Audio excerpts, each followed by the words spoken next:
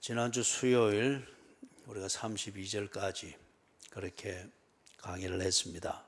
그래서 오늘 집중해서 강의할 것은 33절부터 끝까지 그렇게 합니다. 그래서 그 부분을 잘 이해할 수 있도록 우리 지난주 수요일 날 했던 것을 요지만 짚어보면은 무화과 나무의 비유를 예수님이 말씀을 하면서 그 때와 날에 대한 그것을 이해하는 것을 돕고자 합니다. 그래서 이 유대인들이 무화과 나무의 비유를 모를 리가 없거든요. 이것은 그들에게 있어서 우리나라에서 우리가 감나무를 잘 알듯 그거보다 더 친숙한 그런 과일 중에 하나입니다. 그렇기 때문에 잎사귀를 내면 여름이 가까운 줄 알라. 그 시기를 구별하는 것을 지혜가 어디 있는가를 그들에게 말씀을 해주고, 그런 다음 29절에서 그런 일이 일어나는 것을 보는 것은 뭐 환란이 있고 환란을 피하는 게 어떻게 하느냐, 그게 주제가 아니다는 거죠. 그래서 그런 일이 있게 되어지면은 어떤 결과가 만들어지는가, 인자가 가까이 곧 문 앞에 이런 줄을 알게 될 것이라고 합니다. 그들 문 앞에 있으면서 그들의 집을 지배하고 삶을 지배하고 하는 것은 유대교, 그리고 유대교가 가르치는 그런 어떤 교리적 그런 내용이 진리라고 그들은 믿어왔고 강요당했고 그렇게 여기고 있습니다. 그래서 그들 문 앞에 있고 그들을 지배하는 것은 유대교를 통해서 배웠던 것, 그리고 유대교에서 강요하고 있는 그것 그대로 하는 것이라 여겼는데, 이 환란이 있고 나니까 그것은 다 뿔뿔이 흩어지고 없는 거예요. 그리고 그 유대교의 권위자들, 교권자들이든지 다 무색해 되어버린 거예요. 그런데 그런 환란이 천지가 개벽할 것 같은 그런 환란이 일어남에도 불구하고 그들을 붙들고 그들이 붙잡아야 되고, 그리고 그들을 통치하고 있는 것은, 그들 문 앞에 있는 것은 바로 유대교가 쓸모없다 하여 버린 돌처럼 취급하였던 예수 그리스도, 그분의 복음이었습니다. 그분의 복음이었습니다. 그래서 그분의 복음을 믿는 믿음으로 살 때에 하나님의 백성이 하나님의 백성답고, 그 환란이 주는 고통뿐만이 아니라 그 환란이 주는 고통을 통해서 하나님께서 통치하시는 그 하나님 나라의 진면목을 보게 된다.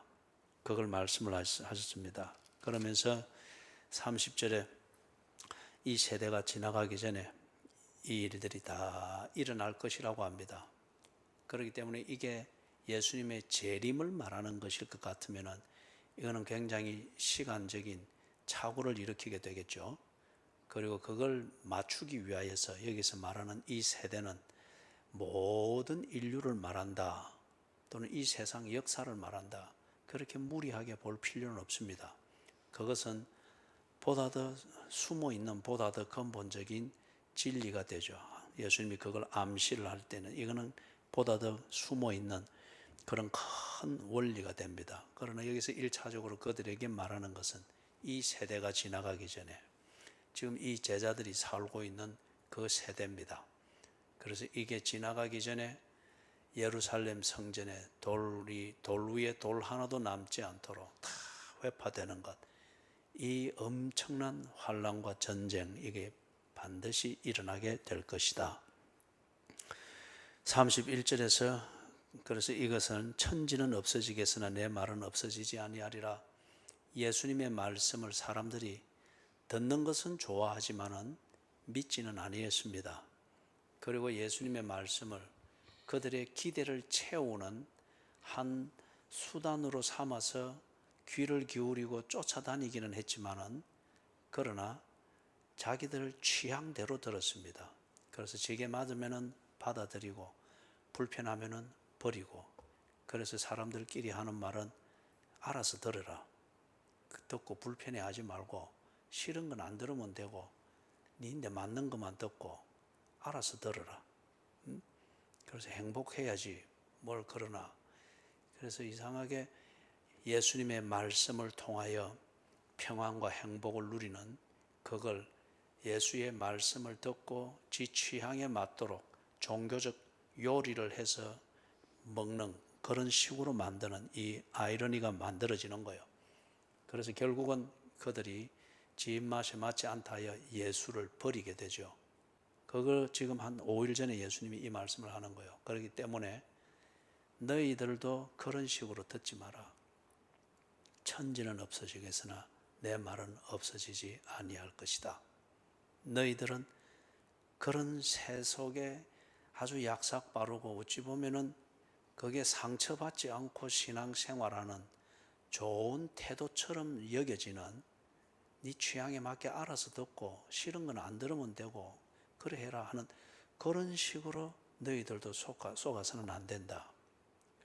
그래서 천지는 없어지겠으나 내 말은 없어지지 아니하리라. 절대성을 이야기하고 32절에서 그러나 그 날과 그 때는 아무도 모르나니 하늘에 있는 천사들도 아들도 모르고 아버지만 아시느니라. 그렇기 때문에 사람들의 관심은 날과 때에 있고 사건에 있습니다. 그렇기 때문에 징조를 물었던 겁니다. 사람들이 하나님을 믿고 회개하여 변화되어서 정말 하나님이 누구인가를 알고 하나님과 교제하는 그런 인생을 살기 위해서 하나님의 말씀을 듣는 경우는 거의 없습니다. 거의 없습니다. 내가 원하는 것을 얻고 내 취향에 맞는 것을 채워서 내가 원하는 방식의 즐거움, 그런 행복을 내가 얻을 것이라는 기대와 계산을 가지고서 종교를 찾습니다. 그런 중에 이 사람들이 지금 예수를 찾은 겁니다. 그렇기 때문에 이들에게 관심사는 징조가 뭔지, 날이 언젠지, 때가 언젠지, 사건이 뭔지 이런 걸 알고 싶어 하는 거예요. 그리 하면은 어떻게 됩니까? 내가 하고 싶은 거 다 하면서 그 징조를 보고 거기에 맞춰주면 되니까. 그죠? 그런 걸 보고 우리는 지혜라 하지 않고 임기응변이라고 합니다. 임기응변은 한 번쯤은 지혜일 수 있으나 임기응변이 체질이 되고 자기의 그냥 평범한 방식이 되면은, 그러면은 그거는 지혜가 아닙니다. 그죠? 그거는 야가 빠진 거예요. 그리고 잔재주고 적흥적이고 임시방편이고. 여러분 그렇잖아요. 자기 하고 싶은 거 막 하다가도 시간 채워가면서 다 돼 가는데도 불구하고 하고 싶은 걸 계속 집중한단 말이에요. 그런데 약속 시간이 이제 거의 다 됐을 때에 그때 막 후닥닥 해가 이래 하면은 약속 시간에 탁 나타나는데 시간에 맞춰가고 폼은 옷이나 모양새는 뭐 큰 문제 없이 준비해서 언제나 나타나서 꼬박꼬박 형식적으로 탁탁 넘어갑니다. 이게 뭔가 하면은 임기응변입니다. 적극적이고. 그렇게 이렇게 자꾸 길들여져 놓으면은 그 사람은 어디에서 신뢰를 받을 수가 없습니다. 왜냐하면 자기 자신이 자기가 하는 생활과 시간 관리에 진지함이 없기 때문에, 준비가 없기 때문에, 그리고 그 중요성을 모르기 때문에 그렇게 파닥파닥거리면서 우선 넘어가고 하는 이것, 결국 사람에게 눈에도 결국은 그렇게 아주 경박스럽고 정성이 없고 이 나와의 만남에 가치를 두지 않는다 하는 것은 분위기로 알게 되거든요. 그죠? 그렇기 때문에 신뢰를 못 받습니다.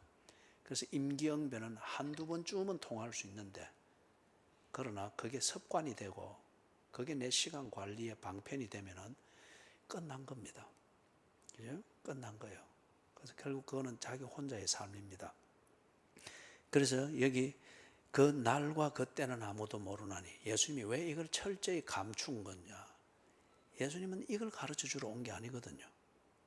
종교적 처신과 임기응변을 가르쳐서 그렇게 파닥파닥거리면서 위기를 모면하는 이런 종교를 가르쳐 주러 온 게 아니거든요. 하나님과의 관계, 그리고 하나님의 자녀로서 사는 그 생명을 주기 위해서 오셨거든요. 그죠? 그러면은 날과 때가 중요한, 그걸 아는 게 중요한 게 아니고 하나님과의 교제. 그죠? 아침 먹으면서부터 저녁 잠자리에 들 때까지, 그리고 내 의식을 완전히 잃어버리고 자는 것은 죽은 것과 같습니다.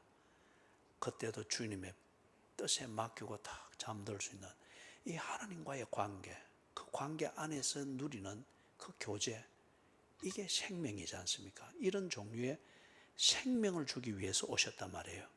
그런데 세상 사는 방식처럼 바닥바닥거리면서 그때그때 위기를 모면하면서 지 하고 싶은 것을 언제나 꾸준히 해나가는, 이렇게 해가지고는 생명이 바뀔 수가 없는 거예요. 그죠? 생명이 바뀔 수가 없는 거예요. 그래서 하나님은 이것을 철저히 감추었습니다. 그렇기 때문에 그게 아들도 모르고 아버지만 아시느니라. 예수는 하나님이십니다. 그런데 그 하나님이시기 때문에 자기 백성을 구원하기 위하여 완전한 인간이 되어서 이 세상에 오신 겁니다. 하나님이기 때문에 그럴 수가 있는 겁니다. 그래서 지금 아들도 모르고 이것은 제물이 되기 위하여 인간으로 오신 당신의 입장에서 말씀을 하는 겁니다. 아들은 이것을 결정하고 이래 할 권리가 없습니다. 그 역할은 아버지가 하십니다. 그렇기 때문에 아버지만 아시느니라. 그래서 지금 예수께 이 징조를 묻고 날과 때를 묻기 위해서 여전히 예수님과 다 종교적 씨름을 벌이고 있는, 진지하지만은 자기가 알고 싶은 날과 때 징조를 알기 위해서 예수 앞에 정성을 기울이고 존경을 보이고 이렇게 하는 거죠. 그래서 그런 것에 예수님이 속지를 않죠. 속으면은 주고자 하는 생명, 이것을 줄 수가 없으니까. 그죠? 그래서 지금 예수께서는 너희들이 내게 집중하여 그걸 들을 생각하지 마라. 아들인 구세주로 온 내게는 그 권한이 없느니라. 아들을 보낸 아버지에게 그 권한이 있느니라. 그래서 예수님이 빌립보서 2장 5절에서부터 10절에 있는 것처럼 예수의 낮아지심, 그리고 당신이 이 세상에 오신 그 목적을 위하여 당신의 위치를 꾸준히 지키는 것, 당신이 하셔야 될 그 일에 집중하는 이 겸손, 이걸 여기서 또 한번 볼 수가 있습니다. 그래서 33절에 주의하라, 깨어 있으라, 그 때가 언제인지 알지 못함이라. 이것을 우리가 지금 보아오는 게 13장을 보아오는 게 그 전체적인 딱 지금 방이 어느 방입니까? 예수님의 재림이라는 이 방이 아니고 역사적 사건인 유대 전쟁이라는 이 방입니다. 유대 전쟁. 주후 68년에서부터 70년에 일어났던 이 유대 전쟁, 이 방에서 지금 이 마가복음 13장을 우리는 해석하고 있습니다. 1차적으로 이 해석은 1차적으로 역사적 문맥에서 지금 해석을 하고 있습니다. 교리적 문맥이 아니고 역사적 문맥에서 이걸 해석을 해오고 있기 때문에, 그러면은 여기서 주의하라, 깨어 있으라, 그 때가 언제인지 알지 못함이니라. 이거는 예수님의 재림의 때에 대한 강조가 아니고 1차적으로 지금 다가오는 역사적 사건입니다. 앞에서 계속 강조했던 것, 환란입니다. 그들이 한 번도 경험해 보지 못했고 이후로 그 전쟁의 환란을 통해서 흩어지고 나면은 다시 경험할 수가 없는 이 가공할 만한 전쟁, 이게 다가오고 있으니 주의하라, 깨어 있으라. 그런데 그 때가 언제인지 모르니라. 다른 말로 해서 그 때를 알면은 그 때를 가지고 도망갈 생각만 하고 도망갈 피난 한 자금 챙기는 데만 너희들이 집중하는 이런 아주 속물 같은 인간 본성의 그런 후일을 대비하는 이런 것에 집중할 것이니까 그 때는 언제인지 알지 못하니라. 그러나 다가왔느니라. 그죠? 그래서 주의하라, 깨어라, 깨어 있으라. 그래서 여기서 주의하고 깨어 있어야 된다. 이거는 주의하고 깨어 있어야 된다. 다른 말로 말하면은 이 일들이 지금 다가오고 있는데 이때에 하나님의 자녀, 종교인이 아니라 지금 예수님께 묻고 있는 이 제자들처럼 너희들이 정녕 내 제자이고 내 제자이기 때문에 하나님의 자녀로 라고 하는 것 같으면은 너희들이 제대로 처신해야 된다. 피난 보따리 챙길 생각, 그래서 피난 가는 것 시간에 미리 때를 알아가지고 그 뭐 관공서 직원들이 투기 지역을 알아가지고 뭐 이런 빚 저런 것 다 내서 자기들이 투자 심어가지고 수십 배의 이문을 남기는, 때를 알고 사건을 알면 거짓을 한다 이거예요. 그죠? 그렇기 때문에 너희들이 지금 때를 알아서 피난 보따리에 한 자금 챙기는, 이걸 위해서 시간을 보내는, 이거는 하나님의 자녀가 할 일이 아니다. 그런 특권을 얻자고 너희들이 와서 내한테 때를 묻고 뭐 그래서 금식하고 그러지 말아라. 이 환난의 때가 다가오고 있는데 너희들이 정말 하나님의 자녀일 것 같으면 어떻게 처신해야 되는가? 그것은 그 때가 언제인가 알려고 하지 말아라는 거예요. 그건 아버지만 아시는 것이다. 반면에 너희들이 주의하고 깨어 있다고 하면은 그 때가 언제일지라도 너희들에게는 문제가 되지 않는다는 거죠. 그 때가 내일이 되든, 그 때가 한 달 뒤가 되든, 그 때가 40년 뒤가 되든, 너희들이 언제나 하나님의 자녀인 것을 알고 하나님의 자녀다운 처신을 위하여 주의하고 깨어 있다고 하면은, 오늘 죽어도 너는 하나님의 자녀고, 내일 죽어도 너는 하나님의 자녀고, 오늘 네게 큰 돈이 있어도 너는 하나님의 자녀고, 환난을 당하여 그 돈을 쟁길 만한 때가, 그런 기회를 잃었다 할지라도 너는 하나님의 자녀다. 즉 하나님의 자녀답게 그렇게 처신을 해야 되는 것, 이걸 위해서는 주의하고 깨어 있어야지 그 때가 언제인가를 알려고 그런 식의 종교 생활을 하지 말아라. 그래서 그러면은 어떻게 하는 게 주의하여 깨어 있는 것이 되겠습니까? 이런 질문이 나올 법하죠. 그러니까 34절에 예수님의 대답입니다. 그 때를 가르치기 위하여서, 이걸 가르치기 위해서 비유를 듭니다. 그죠? 집 주인이 사업차 먼 타국으로 갑니다. 가면서 종들에게 여러 가지 일을 각자에게 맡기고, 그리고 그것을 잘 돌아올 때까지 잘 관리하도록 맡기고 가는 이 비유를 들어서 그 때에 대해서 설명합니다. 그렇기 때문에 여기서 지금 34절에 드는 비유, 이것은 예수님이 다시 오실 재림을 생각하도록 하기 위해서 하는 그 비유가 아닙니다. 1차적인 비유는 뭐냐? 그 때를 알고, 그 때가 다가오고 있음을 알고 주의하고 깨어 있어야 된다고 하는, 이걸 가르치기 위하여서 지금 이 비유를 들고 있는 겁니다. 이 비유를 다른 말로 하면 뭡니까? 여기서 지금 비유에서 집을 떠나서 타국으로 가는 이 집 주인은, 그래서 반드시 돌아오잖아요, 그죠? 그럼 이 돌아오게 되는 이 집 주인이 뭐냐? 그 날이라는 겁니다. 그 때, 반드시 그들에게 지금 다가오고 있는 그 때가 뭐가 같은가?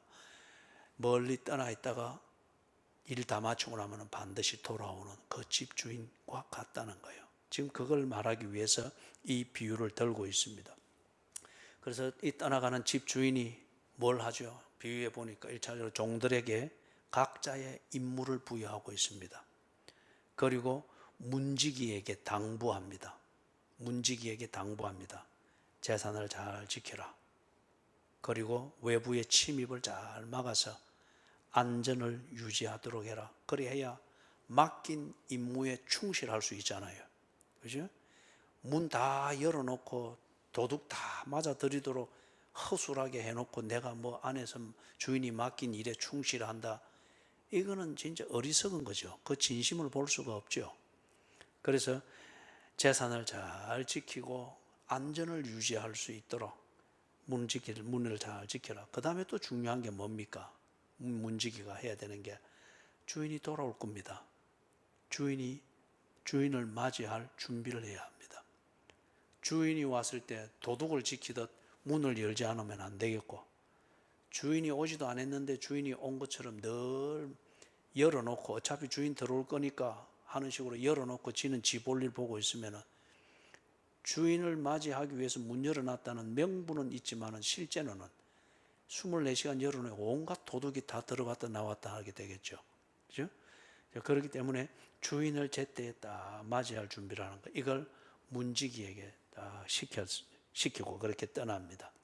그러면 다른 말로 하면은 무엇을 말합니까? 그 때가 다가오고 있음을 다 알고, 그럼에도 불구하고 그 때를 기다리는 이때든 지금이든지 그 때가 다가온 현장이 되든지 간에 변함없이 하나님의 자녀로서 올바르게 처신하고 올바르게 생활하는 것. 이게 하박국서 2장 4절에서는 뭐라고 표현했습니까? 어느 때든지 하나님의 자녀가 하나님의 자녀답게 처신하는 것은 어떻게 하면 된다 했습니까? 오직 의인은 믿음으로 말미암아 살리라. 그죠? 오직 의인은 믿음으로 말미암아 살리라. 준비를 하는 때든지 환난 가운데 있을 때에든지 평온할 때에든지 환난 때에든지 건강할 때에든지 병들었을 때에든지 재산이 있을 때에든지 재산을 다 잃었을 때에든지 제대로 하나님의 자녀다운 처신을 하는 기준은 믿는 대로 하는 겁니다. 믿음에 맞도록 하는 겁니다. 내 신앙생활에 맞도록 처신하여 재산을 복구하기 위하여 힘쓰고, 내 신앙생활에 어긋나지 않는 그 처신을 통하여 병든 몸을 회복하기 위하여 힘쓰고, 내 신앙생활에 어긋나지 않는 그 처신을 통하여 내가 가지고 있는 건강을 바로 쓰면서 행복을 추구하는 것, 이게 오직 의인은 믿음으로 말미암아 살리라, 그 말입니다. 그래서 그 때에 맞도록 하나님의 자녀답게 충실하기 위하여서는 이 비유에서 말하는 것처럼 하나님이 예수의 복음을 통해서 나를 부르시고 내게 맡긴 하나님의 자녀로서의 삶, 이것에 충실하고, 그리고 이걸 위하여서 문지기의 역할처럼 하나님께서 내게 맡긴 달란트들을 잘 지키고, 그리고 이 달란트를 지키며 제대로 하나님의 자녀다운 열매 맺는 삶을 위하여서 안전을 유지하고, 적그리스도를 경계하고, 유혹을 경계하고, 유혹에 노출될 수 있는 자신의 생활과 대인관계와 사회활동과 행복을 추구하는 생활 방식들을 정리할 것들은 정리하고 딱 안전을 지키고, 그리고 언제나 하나님과 소통이 될 수 있도록 문지기가 주인을 맞이하며 한편 도둑을 경계하여 문을 관리하듯이 적그리스도를 막고 한편 언제나 나와 내주하며 나와 교통하기를 원하시는 나의 주인이신 그 주님을 영접하고 교제할 수 있는 이 문 관리를 잘 할 것을 말하는 겁니다. 이게 오직 의인은 믿음으로 말미암아 살리라, 그거죠. 그렇기 때문에 다시 강조하지만 그 날을 알려고 하지 말고 그때의 사건이 어떻게 일어날 것인지, 그 징조가 뭔지 이걸 알려고 하지 말고, 그러면은 반드시 기회주의자가 된단 말이에요. 그렇게 하지 말고 네가 하나님의 자녀인 것 같으면은 하나님의 자녀의 그 본분에 맞도록 주의하고 깨어 일상을 살아라는 겁니다. 그걸 말하기 위해서 지금 이 비유를 가지고 예수님이 가르친 겁니다. 그래서 35절에 예수님이 보다 신중하게 그들에게 이 경각심을 일깨웁니다. 35절 같이 읽어봅니다.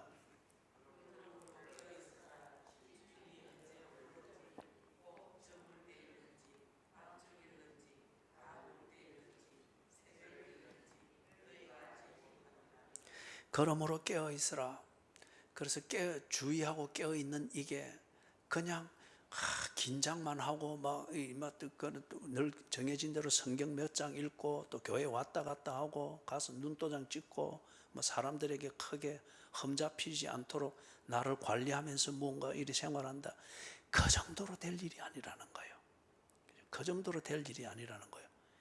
이 다가오는 환난이라고 하는 게 그 정도를 가지고 내가 하나님의 자녀답게 처신하여서 그게 아니라는, 그래서 다시 강조하는 거예요. 그러므로 깨어 있으라. 정말 깨어 있는 것이 뭔가, 이걸 말하기 위해서 그 비유를 보다 구체적으로 이거는 지금 그들의 생활에서도 있는 그 내용을 묶어서 이 비유를 보다 구체적으로 말씀을 합니다. 집주인이 언제 올런지, 그러면서 거기에 시간의 네 종류의 시간을 말하죠. 그죠? 네 종류의 시간. 저물 때일런지, 이거는 오후 9시입니다. 밤 9시. 그 다음에 밤중일런지, 이거는 자정입니다. 12시. 닭 울 때일런지, 새벽 3시입니다. 그리고 새벽일런지, 이것은 아침 6시입니다. 이게 이 네 종류가 뭔가 하면은 유대인들이 밤 야경을 나누는 그들의 시간 구분입니다. 우리는 밤을 나눌 때에 보면은 보통 12시간 가지고서 1시간 단위로 나누지 않습니까? 그죠? 그런데 당시에 이 유대인들이 밤이라는 시간을 나눌 때에 이렇게 나누었습니다. 그래서 그들이 붙이는 명칭은 저물때일런지, 저물때, 그 다음에 한밤중, 닭 우는 시간, 그리고 동트는 새벽. 이 시간 구조는, 밤을 나누는 시간 구조는 명칭은 다르지만은 로마 제국도 똑같은 시간 구조를 가졌어요. 똑같은 시간 구조를. 자, 그런데 주인이 돌아오는데 이 밤중 어느 시에 돌아올지 모른다는 거예요. 그런데 이걸 이 듣는 제자들과 그 다음에 37절에 말하듯이 모든 사람이라고 했지 않습니까? 이 유대인들이 들을 때는 이거는 너무 평범하게 잘 알 수 있는 시간 구조입니다. 뭐가 있는가 하면은, 예를 들면은 성전에서는 그 성막에서부터 시작이 됐죠. 재단에서 이렇게 번제 드리고 이렇게 하고 나면 이제 제가 있잖아요. 그죠? 저도 여러분들이 드리는 헌금, 그 헌금 봉투 기도 제목이 쓰여지고 한 거는 내가 모았다가 제가 불을 태워서 그렇게 소각을 합니다. 소각하면서 다시 한번 더 읽어보고, 그래서 보면은 한 7년 된 봉투들 이래 있고 이러면서 내가 태우거든요. 근데 태우고 난 뒤에 이 뒷처리를 소홀히 할 수 있는 거는 재를 처리하는 거예요. 재를. 그런데 저는 그 재를 거기에 있는 흙 밑에다가 이래 부어서, 그 다음에 그 위에 재는 완전히 흰색이 되도록 태운 다음에 거기에 부어서, 그리고 날아가지 않도록 위에 물을 이래 부어서 그 다음에 흙과 함께 썩도록, 사가지도록 그렇게 해서 여러분의 헌금 봉투를 그렇게 제가 처리를 합니다. 그죠? 할 수 있는 한 그렇게 하려고 그래요. 그리고 이걸 함부로 찢어서 버리거나 또는 이게 뭐 파쇄기에 넣어서 그럴 수밖에 없는 때는 간혹 그렇게 이전에는 했습니다만은, 할 수 있는 한 태워서 헌금하신 분들의 이름, 그리고 그분들이 적어놓은 기도의 제목들, 이것은 그 헌금한 그 주에 내가 항상 보고 새깁니다. 그리고 보관을 하고, 그 다음에 이래 태울 때에 다시 읽고, 그렇게 해서 그렇게 태워서 그렇게 합니다. 그래서 죄를 치우는 이게 아주 소홀해질 수 있습니다. 죄를 치우는 이게, 거기에 어떤 미신적 의미를 두는 것이 아니라 하나님 앞에 드려진 제물이라는 이 정신을 존중하고 끝까지 하나님 앞에 헌금한 분의 그 제물 드리는 정성을 같이 묶어서 일종의 제사장의 기능이죠. 그렇게 해서 드리는, 여기서 죄를 그렇게 치우는 거예요. 이걸 성막에서 번제를 드리고 할 때 죄가 남고, 이 죄를 치우는 게 상당히 성가신 일이었습니다. 그래서 이걸 치우는 것은 성막에서 수종드는 사람 중에서 그 자격이 되는 사람한테 딱 지명하여 맡깁니다. 지금도 우리가 성찬식을 하면은 시무 권사들에게 집기 준비와 집기 뒷 마무리를 하게 하는 걸 시무 권사에게 맡기는 것은, 그분들은 이 공동체를 통해서 섬기는 데 있어서 검증이 되었기 때문에 그래서 맡기는 거예요. 그래서 시무 권사가 아닌 다른 분들이 할 때에는 그분들 나름대로는 이렇게 정성껏 할 수 있지만은, 이 공동체에서 하는 방식과 기준에는 아직 습관이 안 되거나 익숙이 안 됐을 때는 엇박자가 날 수 있기 때문에. 그래서 지금 시무 권사, 시무 안수 집사에게 성찬식의 준비를 맡기듯이 성막이나 성막 그 뒤에 가서는 성전이 되죠. 이것에 수정되는 사람들이 전문인들이 많았습니다.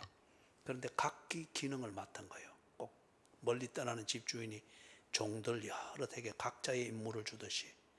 그래서 각기의 임무를 주는데 그 중에서 제단의 죄를 치우는 것, 이것을 위해서 특별히 그 일에 자격이 있다고 확인되어진 사람에게 성전 관리의 책임자가, 이는 굉장히 높은 사람입니다. 그 사람이 딱 확인되었을 때 그를 지명합니다. 꼭 시무 직분자를 하듯이 그렇게 합니다. 그러면 그 사람만이 죄를 치울 수가 있습니다. 겉에서 볼 때는 참 성가신 일이고 더러워지는 일이에요. 그래서 저도 그걸 헌금 봉투를 태우고 할 때는 항상 입는 옷이 있습니다. 그렇게 해서 다 태우고 그렇게 합니다. 그런데 그렇기 때문에 이게 성가신 일이에요. 그러나 그게 이 제사를 아무도 보지 않는 곳에서 하나님 앞에 제물을 드리던 그 중심, 마음을 다하고 뜻을 다하고 힘을 다하고 목숨을 다하는 정표로서 제물을 드리던 그 중심이 아무도 보는 이 없고 그 의식을 행하는 분위기가 안 되면 아무렇게나 해버리는 경우가 많아요. 그래서 몇 년 전에 성찬식을 이래 하고 난 뒤에 남은 떡과 포도주를 정리하는 이걸 시무 장로가 아닌데, 그런데 장로이기 때문에 좀 그래 한번 부탁을 해서 했더만은 이 사람이 자기 딴에는 열심히 하고 일을 빨리 처리한다고 했는데 이걸 하수도다가 다 버려버린 거예요. 그래서 내하고 개인적으로 얼마나 싸웠는지 몰라요. 그렇기 때문에 이 시무 집사, 시무 장로, 시무 권사라고 하는 게 그 공동체에서는 그렇게 검증되어지고 그게 그 공동체에서 하는 의식을 이해를 하고 하는 게 그래서 중요하다는 거예요. 그렇게 되면 이게 성찬식을 그 사람은 온전히 이해를 못하는 겁니다. 성찬식이 단지 의식의 그 절차를 따라가는 것 이 자체가 의미가, 그게 핵심이 아니죠. 마음과 뜻과 힘과 목숨을 다하여 제물 대신 예수님 그분을 맞아드리고, 그렇기 때문에 나 또한 마음과 힘과 뜻과 목숨을 다하여 하나님께 예수처럼 제물되어 거룩한 산제사로 하나님을 향하여 삽니다. 이 고백이잖아요. 그죠? 그렇기 때문에 남은 것도 아무도 보는 이 없이 남은 일들을 처리를 할 때도 똑같은 중심으로 해야 됩니다. 그래서 내가 시무 권사들에게 마지막 성찬기를 씻고 관리하고 할 때에 일반 설거지하는 거기서 섞여서 하지 못하도록 신신당부를 하는 거예요. 신신당부를. 그래서 이전에는 가끔 보면은 하고 빨리 가려고 후닥닥 하면 이 설거지 하는 게 20-30년씩 하신 주부들이 그거 하면은 한순간에 다 올 수 있잖아요. 그런데 그렇지 않다는 거예요. 그죠? 그래서 저도 그걸 태울 때 항상 입는 옷이 있어요. 그리고 앉는 자리를 만들고, 그리고 정성껏 이 헌금을 드리던 그분들이 드리던 그 중심으로 아무도 보는 일 없는 이때에도 이 제물을 드리는 이게 끝까지 잘 마무리가 되도록 정성을 드리는 거예요. 그래서 죄를 치우는 이 일을 맡을 사람은 성전 관리의 책임을 맡은 이 사람이 확인이 되었을 때 그에게 이 일을 지명하여 맡깁니다. 그래서 어떻게 하는가 하면 이 성전 맡은 책임자가 한 번씩 밤에 야경을 도는 거예요. 돌면서 평상시에는 번제단의 죄를 언제 치우는가, 몇 시에 치우는가 하면 닭 우는 시간에 치웁니다. 그런데 속죄일이 될 때, 이 속죄일은 연말입니다. 그래서 신년의 첫날을 맞이하는 그때입니다. 우리는 송구영신 예배를 드리죠. 이때에 속죄일 때는 이걸 언제 치우는가 하면은 자정에 치웁니다.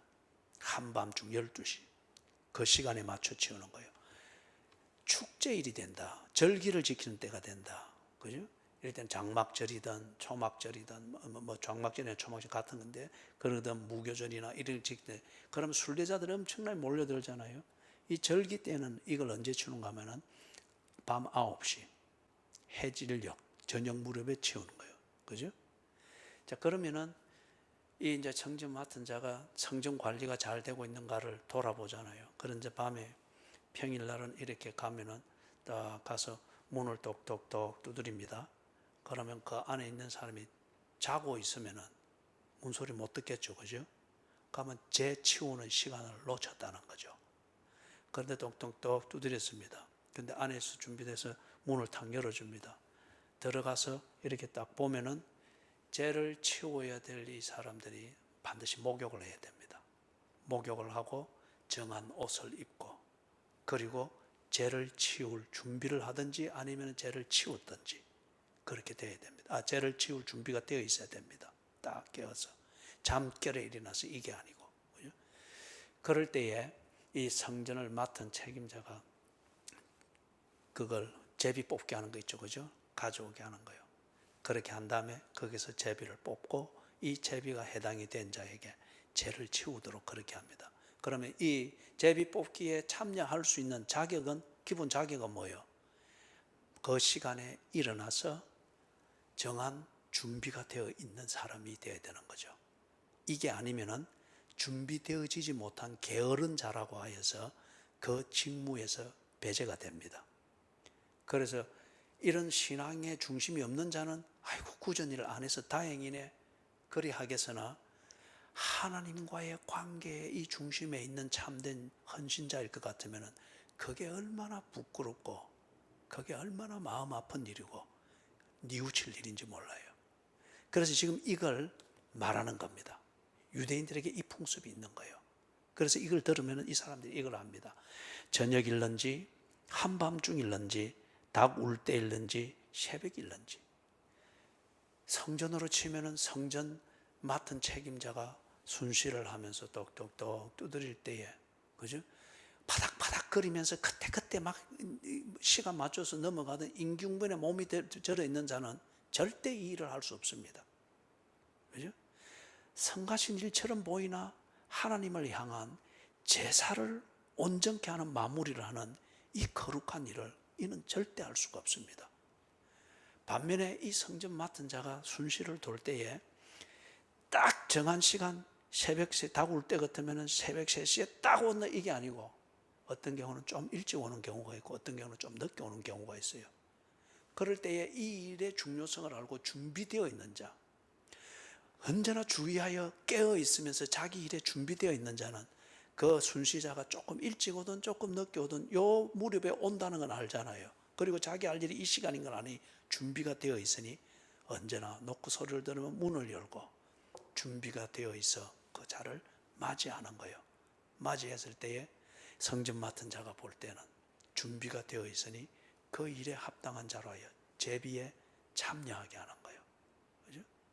저는 이게 기본 개념입니다. 그런데 그 밑에 보십시다. 36절 같이 읽습니다. 그가 홀련히 와서 너희가 자는 것을 보지 않도록 하라. 그리고 이게 잠결에 일어날 수도 있겠고, 뭐 이런 이 맡은 일에 대한 강박관념이 있으면은 뭐 잠 자는 것도 아닌데 또 잠을 자야 되겠고, 이 사람이 변화되지 않으면은 자기 체질을 못 버립니다. 그 체질을 가지고 있으면서 의무감을 가지고 그 의무감에 좀 헌신하겠다고 하는 그러한 어떤 뭔가 열정이 있게 될 때 일이 되는 거예요. 그죠? 일어나기는 하기는 해야 되는데 잠은 자고 싶고 지 하고 싶은 대로는 하고 싶고, 그렇기 때문에 이게 언제나 임기응변으로 처신하게 되는 거예요. 그래서 지금 강조는 그가 홀련히 와서, 이 지금 비유의 상황인 것 같으면 성전 맡은 책임자가 조금 늦게 올지 조금 일찍 올지 정시에 올지, 그러나 준비 안 된 자에게는 뭡니까? 홀련히 나타나는 것이잖아요. 그죠? 파자마도 못 챙겨 입은 상태에서 홀련히 나타나는 그런 경우가 될 수가 있겠죠. 그죠? 그러나 성전 맡은 자가 돌아보는 것은 정해진 대로 돌아보는 거예요. 이 사람에게 홀련히, 아니 준비도 안 됐는데 이러면 뭐합니까? 이거는 지가 평소에 주의하지 아니했고 깨어있지 않았다는 거잖아요. 그죠? 홀련히 와서 너희가 자는 것을 보지 않도록 하라. 일이 되면은 비록 성전 안에서 그 일을 위해서 자원하여서 그 일을 위해서 시간을 기다리며 자고 기다리고 있는지는 모르나 자격이 안 되는 거예요. 자라고 거기에 둔 게 아니다 말이에요. 그죠? 죄를 치우도록 하기 위해서 거기에 두었다는 거예요. 그렇기 때문에 37절 같이 읽습니다. 깨어있으라. 내가 너희에게 하는 이 말은 모든 사람에게 하는 말이니라 하시니라. 그래서 깨어있으라. 자, 여러분, 깨어있으라. 그러면 깨어있는 것, 주의하고 깨어있는 것이 무엇인지 알겠죠? 복 받기 위하여서, 내 원하는 것을 얻기 위하여서 그런 동기부여가 될 때 열정적으로 하고, 그런 걸 지금 두고 말하는 게 아니다 이거예요. 그죠? 하나님의 자녀일 것 같으면 하나님의 자녀다운 처신을 위하여서 저녁이든 한밤중이든 다구울 때이든 새벽이든 하나님의 자녀다운 처신, 이 면에 있어서 제대로 처신하기 위해서 깨어있고 주의해야 된다 그거죠. 그런데 내가 너희에게 하는 이 말은 누구에게 하는 말이라고 합니까? 모든 사람에게 하는 말이라고 합니다. 지금 마가복음 13장의 시작에서 예수님을 찾아와서 징조가 뭡니까? 질문했던 사람은 누굽니까? 몇 명입니까? 4명. 누구죠? 예, 그죠? 일이 돼야 됩니다. 이렇게. 베드로, 안드레 형제죠. 야고보, 요한 형제죠. 이들이 특히 열심히 극심했습니다. 예수님의 이런 심오한 얘기와 사건들을 12장까지 보면서, 그러면서 이 사람들이 자기 관점에서 열심히 특심해서 예수님을 찾아와서 조용히 물은 겁니다. 징조가 뭡니까? 자기들 딴에는 우리가 이만큼 열심히 하고 우리 없으면 예수 공동체 안 되는데, 예수님 우리한테는 적어도 그동안 했던 열심을 봐서라도 이런 특권은 줘야죠. 일전에 한 4년 됐는가? 그때 교회에 어떤 일이 있어서, 그거는 결정이 되기 전에는 교인들한테 광고하고 언론할 일이 아니었어요. 그래서 저와 그 일을 엄밀히 행할 수 있는 사람과 이렇게 일을 지시를 해서 이렇게 하고 있는데, 이걸 어느 분이 곁다리로 알게 됐어요. 이거는 그 일을 엄밀히 맡은 사람이 자기가 그 일을 맡은 중요성과 공동체를 위해서 그걸 어떻게 해야 되는가, 이게 나는 그런 상식이 있는 사람이라 생각했는데, 자기의 기득권으로 생각을 하고서는 자랑처럼 떠벌렸던 거예요. 그러니까 또 그런 질투심이 있는 사람이 그걸 저한테 와서 그래 막 따지는 거예요. 아니 목사님, 내가 그런 걸 몰라서 되겠습니까? 아니 나는 그걸 알아야 되지 않습니까? 내가 그걸 몰라서 목사님은 그게 말이 된다고 생각합니까? 여러분, 그 불평이 말이 된다고 생각합니까? 내가 그 얘기를, 도전적인 그 질문을 듣고 본인으로서는 참 황당하고 섭섭하다 이거지. 그죠? 교회를 위해서는 모든 것을 자기 딴에는 할 걸 다 하고 다 내놓고 한 사람인데, 이런 교회에 중요한 일이 있고 이러면은 자기는 알아야 되는데, 아니 자기를 모르는 상태에서 이 일을 엄밀히 진행하다니, 그게 또 엄밀한 게 아니고 교인들에게 이게 알고 함께 해야 될, 우리가 힘을 맞춰야 될 일인지 아닌지를 판단하기 위해서 사전 조사를 하는 거였어요. 그죠? 그런데 그러면서 내가 그때 그 중요한 걸 발견을 했죠. 이분이 참 열심이고 헌신적이고 다른 사람들이 볼 때에 그분 얘기를 하면은 적어도 그분의 열심과 헌신은 인정해 주는 사람인데, 이분이 어느새 이걸 자기 자신의 기득권으로 알고 있구나. 그리고 이것 때문에 이 양반이 크게 넘어지겠구나. 예? 그때 이제 그걸 알게 된 거죠. 그래서 그분을 관리를 하게 되는데 한편 좋은 기회가 됐죠. 그래서 크게 실족하는 것은 막을 수가 있었습니다. 베드로, 안드레, 야고보, 요한이 그런 자의식이 있는 사람이었어요. 언제나 중심 역할을 했지 않습니까? 그래서 지금 찾아와서 예수님께 징조가 뭔지 우리에게 가르쳐 주십시오. 예수님, 우리하고 말이 돼야 다른 8명이 관리가 됩니다. 그러니까 예수님, 우리를 사용하십시오. 이런 말도 되겠죠. 또 다른 한편, 예수님, 우리는 알아야죠. 우리까지 모르면서 저 8명하고 같이 취급한다, 이거는 예수님 섭섭한 일입니다. 우리는 그렇게 배제하면 안 됩니다. 이런 식이 될 수도 있겠죠. 아니면은 개인적으로 그들은 매사에 관심이 컸고 열심히 컸기 때문에 12장까지 예수님이 하는 의미심장한 이런 일들을 보면서 뭔가가 있겠다 싶어서 개인적 관심과 열심을 가지고 예수께 묻는 것일 수도 있겠죠. 그러나 그 질문 자체는 여전히 틀린 거였습니다. 징조를 아는 것, 사건을 아는 것, 나를 아는 것에 집중되어 있었죠. 그래서 예수님이 쭉 설명하고 난 다음에 내가 너희들에게 주고자 하는 것은 징조를 알아서 약삭 빠르게 처신하고 나를 알아서, 그래서 그 나를 아니까 미리 재산 준비하고 피할 자리 준비하고, 그래서 그때는 아무 환난을 피해서 샥 안전한 데로 피하는 것, 이걸 가지고 나는 예수 따라다니기 때문에 이런 복을 받았다, 그런 장난을 치기 위해 하는 그런 기득권 주기 위해서 내가 온 게 아니다. 생명을 주기 위해서 왔다. 그래서 하나님의 자녀다운 처신, 이것으로서 환난 때에도 변함없이 하나님의 자녀로 사는 것, 이걸 너희들에게 주기 위해서 왔다. 이걸 위해서 예수님이 지금 13장 쭉 설명을 했지 않습니까?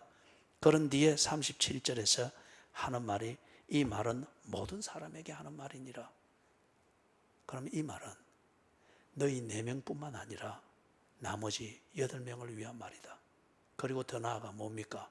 이 유대 전쟁을 겪게 될 유대인들 전부를 위한 말이다.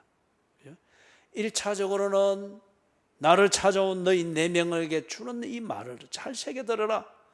그리고 이 말은 너희 4명을 위한 기득권의 말이 아니고, 이 복음적 경고는 나를 따르는 제자라고 스스로 믿고 있는 자들이 반드시 알아야 될 말이고 지켜야 될 말이다.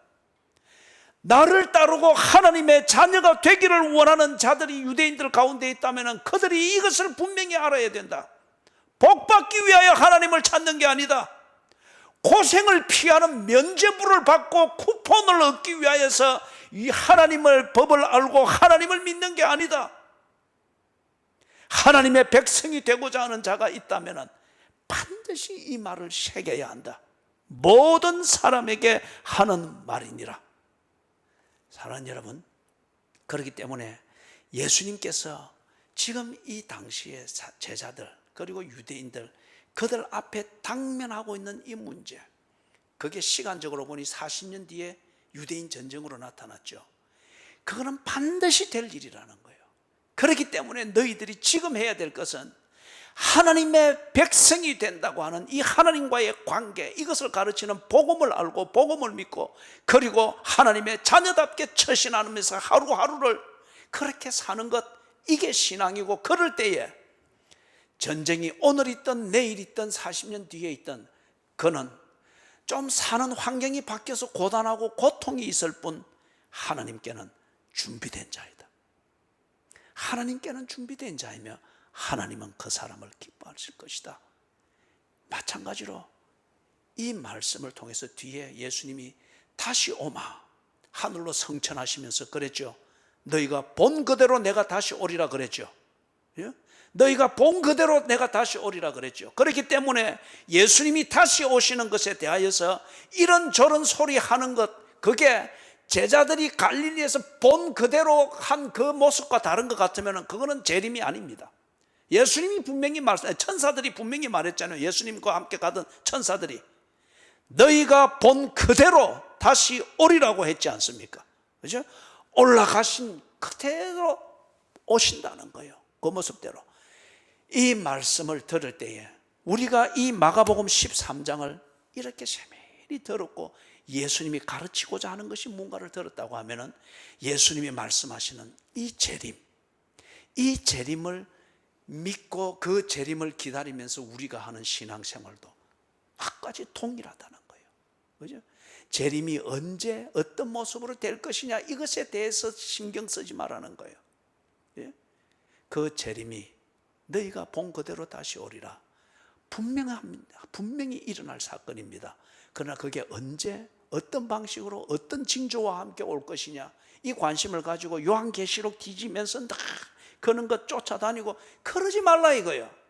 주의하고 깨어있는 것은 그런 것 쫓아다니면서 임기응변과 파닥거리는 그런 어떤 뭔가를 요행수를 만들기 위해서 하는 그게 아니고, 주의하고 깨어있는 것은 분명히 주님은 다시 오신다. 마가복음 13장에서 말했듯이 그분이 말씀하신 것은 천지는 없어져도 그분의 말씀은 1.1핵이라도 없어지는 것이 아니다. 그렇다면 그걸 위하여서 내가 해야 될 일은 뭐가? 하나님의 자녀로서 그게 어느 때에 되어지든 하나님의 자녀로서 오늘 하루 빈틈없이 준비된 자로서 살아가는 것. 이게 유대인들이 그 당시에는 40년 뒤에 일어날 그 환란에도 끄떡없이 지낼 수 있는 자기를 준비하는 길이고, 오늘 우리에게는 예수님의 재림이 오늘 밤 내가 자는 중에 될지 아니면 오늘 밤 자는 중에 나를 죽음이라는 강을 건너서 데려가는 것으로서 되어질지, 그럴지라도 내가 하나님의 자녀로서 주의하고 깨어 하나님의 자녀답게 오늘 하루도 이렇게 살아가고 있다고 하면 나는 재림을 준비한 자이며 하나님의 자녀로서 준비가 제대로 된 자로 사는 거라는 겁니다. 그죠? 그게 밤중일지 저녁일지 다구는 때일지 새벽일지 어느 때가 될지라도 준비된 자라는 거예요. 그걸 지금 우리에게 가르치는 겁니다. 그죠? 그걸. 자, 우리 찬송하고 마치십시다.